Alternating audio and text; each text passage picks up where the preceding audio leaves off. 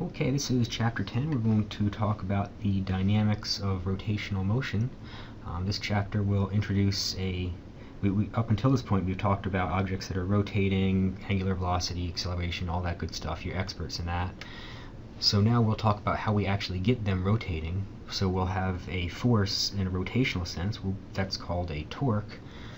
And then we will extend our knowledge on things like work, power, and momentum from the linear sense to the angular sense. So to introduce this quantity called torque, which is going to be essentially a rotational force,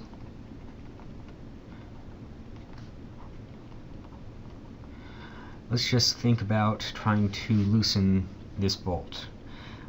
If we can apply three forces of equal magnitudes, force A, force B, and force C, which one is most likely to loosen the bolt? Obviously, taking a look at force C, you're simply pushing down onto the bolt. So that's not very likely going to be able to loosen that bolt. So we have to choose between force A and force B, and your intuition would say that this force is going to be further away from the bolt, so it's more likely to be able to loosen it. What you're actually doing is you're actually applying a torque, which is that Greek symbol tau, which in the very simplistic sense is going to be the force that you're applying multiplied by the distance away from the axis of rotation. I will of course make this a little bit more complicated in a little bit, but in a simplistic sense, that is the definition of a torque, which is again a rotational force, and the units of torque is going to be a Newton multiplied by a meter. So how can we make torques a little bit more complicated? Well, they could be coming in, the forces could be coming in at different angles, as I'm showing you here. One thing I forgot to mention on the previous page is that torques are always calculated about a point. It's always going to be calculated about a pivot point. So in this case here, it's going to be the hinge, and I'll just call that O for a second. So if the forces are coming in at different angles, I cannot necessarily write my torque to be the force multiplied by the distance. It's actually going to be the force multiplied by the lever arm.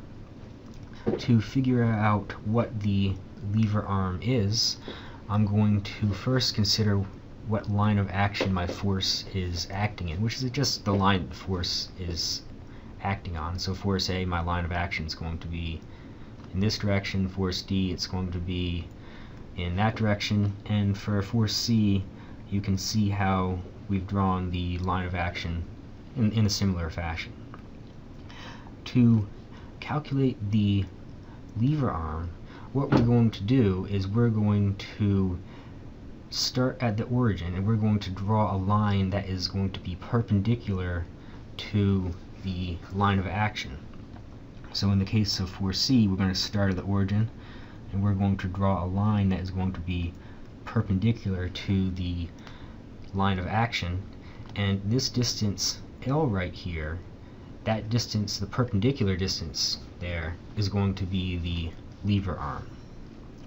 If you consider force A, I'm going to start at the origin and draw a line that is going to be perpendicular to the line of action of force A. You can see right here that in this case the lever arm is simply going to be the radius. In the case of force D, the line of action is going to pass through the pivot point. It's going to essentially touch the pivot point. So the lever arm is actually going to be 0. Force D will generate no torque. Making the concept of torque just a little bit more complicated, it turns out that torque is a vector, much like force is a vector. It's going to have some direction associated with it. So we actually want to express it using as a vector. So we want to multiply the distance, the radius vector, with the force vector in such a manner that we get a vector out of that.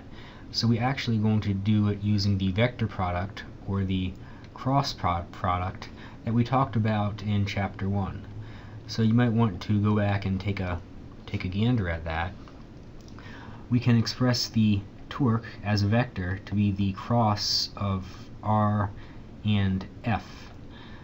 We can figure out the magnitude of that, so just the magnitude of torque, to be the magnitude of R multiplied by the magnitude of F multiplied by the sine of the angle in between them, which is actually exactly what I had in the last page, where my lever arm is going to be the radius multiplied by the sine of the angle. So it's fairly similar to what I had in the last page. It's just now I'm expressing it using a vector product. To figure out the direction of the torque, I mean, having the magnitude is great, but we do need the direction as well. We have to use the right-hand rule, where we take our fingers and we point them in the direction of the radius there, and we curl them in the direction of the force, which is coming out of the page. We look at the direction of our thumb, and that is going to be the direction of the torque, and it is going to be along the axis of rotation, much like the angular velocity and angular acceleration. The same thing right here. We take our fingers, point them in the direction of radius. The only way to curl them into F coming out of the page is to have the torque in the downwards direction. We can take a quick look at example 10.1 and calculate a torque. Note that it's going to be about the pivot point, which is going to be that nut right there. And this distance right there to the force is going to be the radius. And if we wanted to find out what the lever arm would be, it's going to be that distance right there.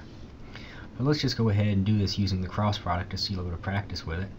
So the torque is going to be equal to the radius crossed with the force, which is going to have a magnitude of the radius and the force and the sine of the angle between them. That is not going to be 19. The angle between the radius and the force is actually going to be 90 minus 19, or 71 degrees. That is the angle in between those guys. So the magnitude of the torque is simply going to be 900 newtons multiplied by 0.8 meters multiplied by sine of 71, and we're going to come out with 760 newton meters. The direction, we take our fingers, we point them along R, we curl them into F, and our torque is going to be out of the page. You can draw it kind of like a arrow that's coming at you. And just as an aside, if I ever draw something that looks like this would tell you that that is going to be into the page. So this is out of page. You'll see the book do that a couple of times. Just a quick aside, there is another way to do this problem, and that is to take the force vector right here and break it into its tangential and radial components. You know that the radial component is going to be directed at the pivot point, and so it's going to have no torque associated with it. And now you have a tangential force which is 90 degrees to the radius, so you can simply say the angle between them is 90, sine of 90 is going to be 1. So we could also write the torque to be equal to the radius multiplied by the tangential force, and the tangential force here, this angle is also going to be 19 degrees, so the tangential force is going to be the force multiplied by cosine of 19, which is going to give you 851 newtons. So we could write the torque now to be 0.8 meters multiplied by 851 newtons, and we're going to come up with the same result, 680 newton meters.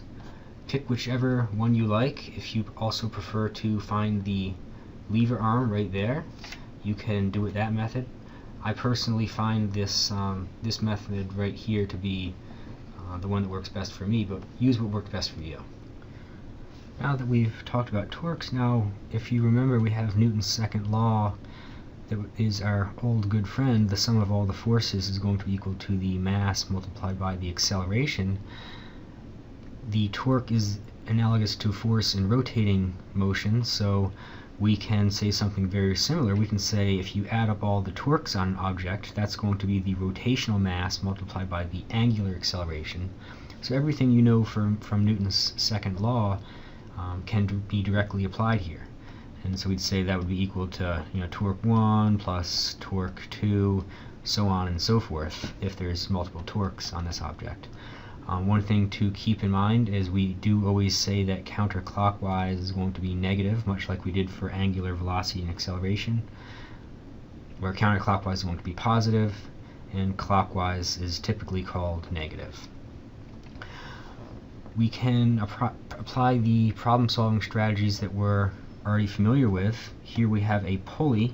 The pulley's got some mass now associated with it, and we can draw a free body diagram for this pulley. The pulley has its weight pulling it downward, and it has this force over here.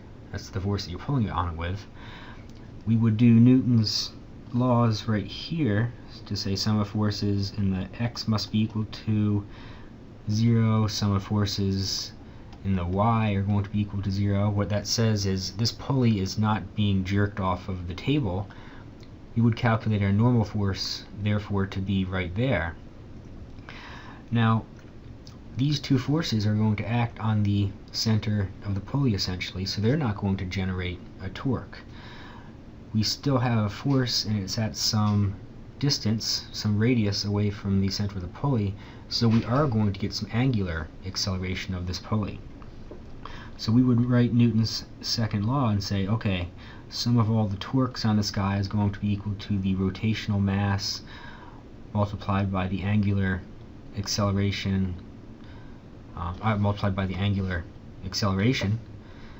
and that is going to be equal to all of the torques on this guy. It's going to be one torque. It's going to be that. So here's my force, here's my radius. They are perpendicular to each other. So the angle between them is 90, so I can simply say that my torque is going to be my force multiplied by the radius. And I can actually go ahead and look up what the rotational mass for a cylinder is, or for a solid disc is, which would be a pulley. That's going to tell me mr squared divided by 2 is my rotational mass. And here I have my angular acceleration. So I can actually go ahead and cancel out one of those r squareds with that r right there. And at the end of the day, I could write my angular acceleration is going to be the 2 times the force divided by the mass and the radius. I know what all these guys are. You can go ahead and plug them in. You'll come out with 6 radians per second squared. Take a look at example 9.8 and assure yourself that you can go ahead and solve a problem like this before coming to class. For this problem, we're going to draw the free body diagrams, which are our old friends, for everything that is going on here. This tension force is going to be the same right here, and the pulley is also going to have some weight and some normal force that are holding it up. We would write Newton's laws. We would say sum of forces in the y direction for the block is going to be equal to the mass times the acceleration of the block, and we know what forces there are. We would also say, I know all the sums of forces for the pulley are going to add up to be 0. The pulley is not moving. However, the sum of the torques on the pulley is going to be equal to the rotational mass multiplied by the angular acceleration. Go ahead and write out what all those guys are. And one key thing to remember is the relationship between the angular velocity and the linear velocity.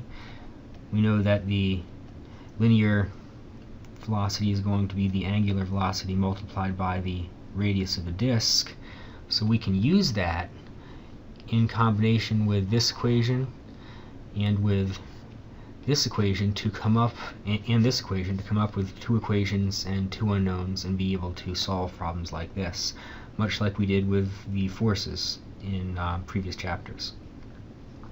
Okay, I said this in the last chapter, but it's definitely worth saying again. If we have a combination of translational and rotational motion, it's going to be about an object's center of mass, and the kinetic energy is going to be in the form of both the translational kinetic energy about the center of mass as well as the rotational kinetic energy about the center of mass. Rolling without slipping. If you ever see a problem that says an object is rolling without slipping, what it really wants you to do is to relate the angular velocity to the linear velocity at the center of the mass, knowing the radius of the object that you're worried about. Essentially, all that it is saying is that the speed of the wheel at the very bottommost part relative to the road is going to be 0. The only way for that to happen is if you are rotating in such a manner that the speed of the center of mass is going to also be the speed at which the ground is moving relative to the center of mass. Obviously they're in different directions here, but if you were, imagine that you were riding along on the center of this wheel and you're traveling along at the center of mass's speed, and you looked down, you would see relative to the ground the road is, or the tire, or relative to the road the tire is not moving relative to it, so it's not slipping as the wheel passes over the road. You would use the rolling without slipping condition in pretty much every problem that you're going to see. Example 10.4 here, using a yo-yo, we're looking at what the kinetic energy is down here at this bottom point. Initially it's equal to 0. It's going to be 1/2 the mass, the velocity of the center of mass, we have to be careful with that now, squared, plus 1/2 the rotational mass times omega squared. And now we know that omega is going to be equal to the velocity of the center of mass divided by the radius. So we could actually write this as 1/2 the mass velocity of center of mass plus 1/2 I velocity of center of mass divided by the radius, quantity squared. And the book takes it a step further and it looks at this moment of inertia variable and plugs it in, so I suggest you do that. Coming back to the yo-yo, now looking at it using Newton's second law, we can figure out how fast it's going to accelerate. We have Newton's second law, the sums of forces for the x and the y directions. Now we have another version of Newton's second law, which is the sum of the torques is going to be equal to the rotational mass multiplied by the acceleration. So here we have no x component, so I'm not going to write the sum of the forces in the x direction. I'm just going to say the sum of the forces in the y direction must be equal to the mass multiplied by the acceleration of the center of mass. It's going to be all the forces acting on this guy. We got the weight downward and a tensional force upwards. The book's drawn it better than I have in part B right here. So we're going to have the tensional force upwards, mass times gravity downwards. My acceleration is going to be downwards, so I need to make that negative as well. Now I have two unknowns. I don't know the center of mass and I don't know the tension, but I do know that I can write the sum of the torques is going to be equal to the rotational mass multiplied by the angular acceleration. What are all the torques acting on this guy? The weight does not produce a torque, it acts about the center. We only have the tensional force acting at a distance of the radius, and they are perpendicular to each other, so the torque is simply going to be the tensional force multiplied by the radius. And I can go ahead and I can say I know that the acceleration of the center of mass is going to be the radius multiplied by the angular acceleration. So here I have the rotational mass is going to be the acceleration of the center of mass divided by the radius is equal to the tensional force multiplied by the radius. I can go ahead and I can look up what this value for the moment of inertia is for a solid disk. I'm going to get 1/2 mass radius squared multiplied by the acceleration of the center of mass divided by the radius, and on the other side I have my tensional force and a radius. Now I have two equations and two unknowns. So there's one equation, there's the other equation, and I can proceed to solve these guys for the tension and the acceleration as the book does in example 10.6. So now let's move on to the concepts of work and power for rotating objects. We know that if we applied a force to an object over some distance, you did some work to it. Same thing for the rotating sense. If you apply a torque to an object over some angle, you've done some work to it. The unit for that will still be in joules. Also, if you apply a torque to an object, you're changing its angular velocity. So we have the same relationship where the work is going to be equal to the change in kinetic energy, just like we had for the translational motion. Similarly, if we do this work and we do it over some time, then we get our power. Power would be in watts.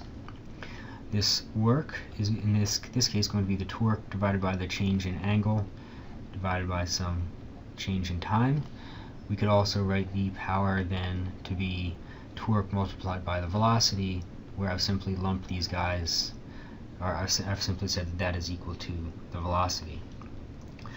Take a look at example 10.8. I know that you're familiar with calculating works and powers in the linear sense. This shows you how to do it in the rotational sense.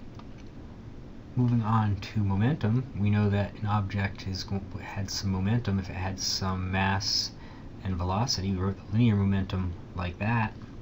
Same type of concept applies for the angular sense. We write our angular velocity, that capital L right here, is going to be the rotational mass multiplied by the angular velocity.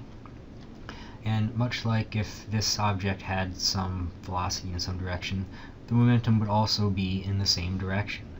The same type of thing applies here. If we have an angular velocity in the upwards direction, then our angular momentum is going to be in the same direction.